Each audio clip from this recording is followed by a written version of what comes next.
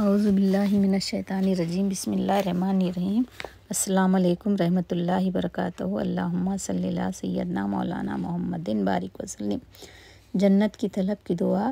اللہم انی اسألک الجنہ واعوذ بک من النار۔ اللہم انی اسألک الجنہ واعوذ بک من النار۔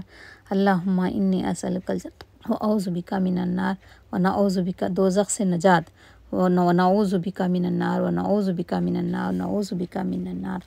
حضرت ابو ہریرہ سے روایت ہے کہ انہوں نے کہا کہ رسول اللہ صلی اللہ علیہ وسلم نے فرمایا، اللہ تعالیٰ نے فرمایا، ابن آدم نے مجھے جھٹلایا، اسے مجھے جھٹلانے کا کوئی حق نہیں تھا، اور اس نے مجھے گالی بھی دی، اور اسے ایسا کرنے کا کوئی حق نہیں تھا۔ جہاں تک اسے میرے انکار کا تعلق ہے تو یہ اس کا قول ہے، وہ مجھے دوبارہ بنائے گا جیسا کہ اس نے مجھے پہلے بنایا تھا۔ پہلے اور اس کی پہلی تخلیق کا میرے لیے اسے دوبارہ بنانے سے زیادہ آسان نہیں ہے۔ جہاں تک اس کی مجھے گالی دینے کا تعلق ہے تو یہ اس کا قول ہے، اللہ نے اپنے لیے ایک بیٹا بنا لیا ہے، جبکہ میں ایک ہمیشہ رہنے والی پناہ گاہ ہوں۔